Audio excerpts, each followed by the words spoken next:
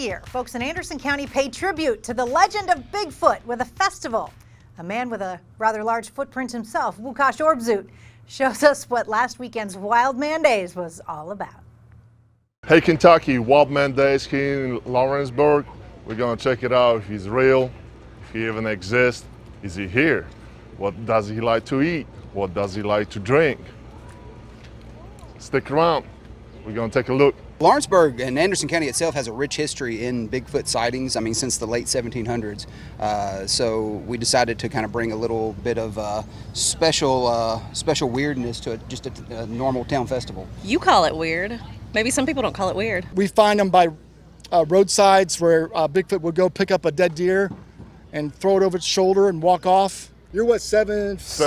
7'1". You're yeah. 7'1". So picture 8 foot. 8 foot is 1,000 pounds. That's huge. So they've got to consume a lot of calories. I make a pretty good deer loin and a summer sausage. You think if I put it out, they will come visit me? Oh yeah, man. Anything, any kind of food that you can put out that smells, and that's what attracts them. From what I'm hearing today, they like deer and they like little mash. Everybody does. Everybody does. Who doesn't? All right, sir. It wouldn't surprise me if we got a couple of good bourbon balls over here too. Yeah. We're here with John from West 6. Are you helping out finding the spirits to help find the Bigfoot today?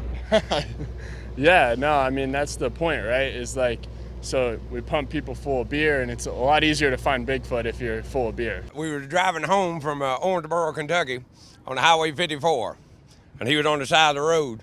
And my little sister and brother was in the car, and after I passed him, I seen him on the side of the road. And after I passed him, I pulled over, and my mom said, "Chuck, don't stop, go home, go home." My little brother and sister were crying like babies, scared to death. There's no way. Yeah. Wow. That happened in 1986. We've been hearing some calls. Me and my brother, we've been going hunting, and we've been hearing some calls. My grandson over there got up to go to school one morning, and he was calling, just be doing it early in the morning. Something hollered back, wasn't memo. Closest you have ever came to it?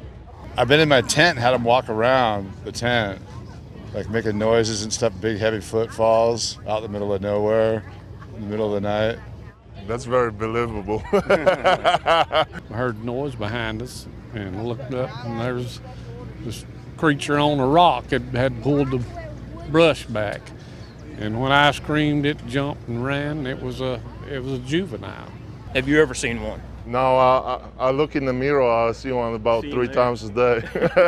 Well, have you ever played hide and seek with him? Yeah, all the time.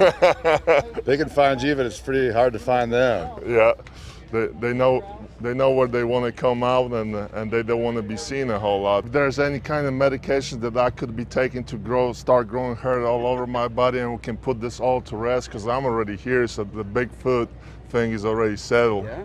That would be acid. If you take acid, you'll immediately see hair start to grow. So she's weird. Do you think we're going to be able to find him today? You might be able to spot him. I think he's out sampling some bourbon right now. There we go. That's right up my route, man. Here it is in its price and glory. Came out. I told you he's going to smell my summer sausage, deer, and deer loin. There he is. Hanging out with us. Wildman Days in Lawrenceburg, Kentucky, man. I told you I'm gonna find him, and I didn't have to grow a bunch of hair, but I did shave. I'll see you guys around. Come down, check this out, man. It's quite awesome.